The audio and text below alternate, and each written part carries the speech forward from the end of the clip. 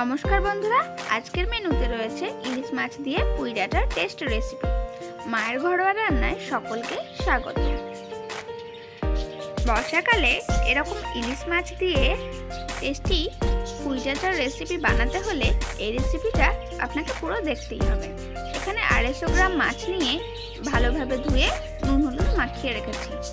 এদিকে পেঁয়াজ আদা রসুন নিয়েছি, পুঁই শাক কেটে নিয়েছি, ডাঁটা এবং 4টি মাঝারি সাইজের আলু নিয়েছি। এদিকে কড়ায় 4 টেবিল স্পুন সরষের তেল গরম করে তার মধ্যে নুন হলুদ মাখানো মাছগুলো একে একে ভাজতে দিয়ে দিচ্ছি।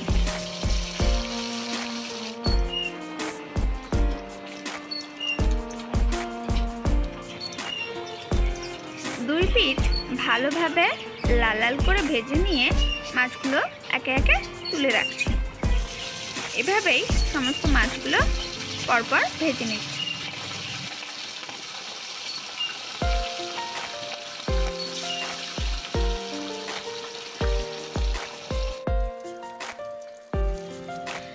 আমাদের সমস্ত মাছ ভাজা হয়ে গেছে।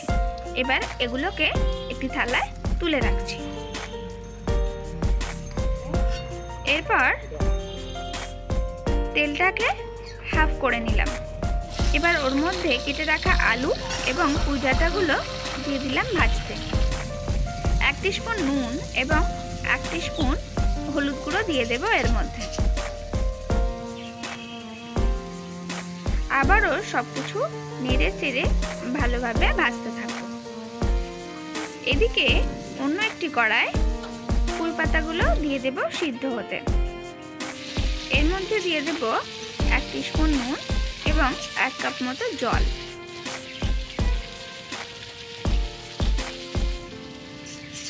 ঢাকা দিয়ে 5 মিনিট লো ফ্লেমে সিদ্ধ হতে দেব।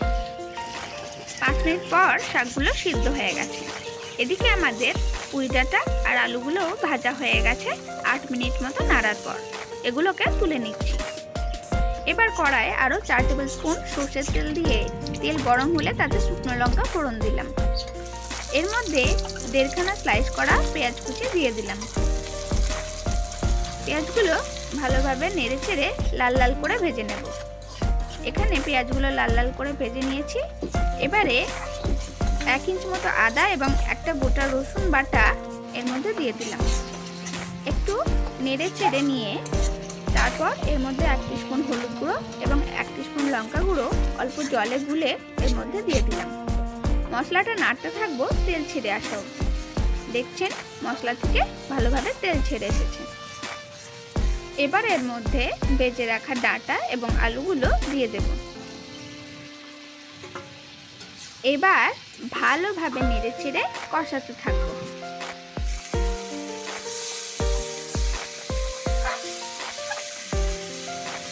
পাঁচ থেকে 6 মিনিট ভালোভাবে কষিয়ে নিয়ে এর মধ্যে দিয়ে দেব হাফ গ্লাস জল।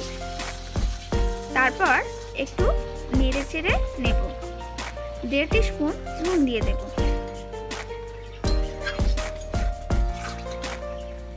ভালোভাবে মিশিয়ে নিয়ে 10 মিনিট ঢাকা দিয়ে সিদ্ধ হতে দেব। 10 মিনিট পর ঢাকনা খুলে নেব এবং দেখে নেব আলুটা সিদ্ধ হয়েছে কিনা।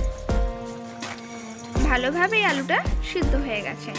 এবার এর মধ্যে সিদ্ধ করে রাখা পাতাগুলো দিয়ে দেব আর দিয়ে দেব ইলিশ মাছ।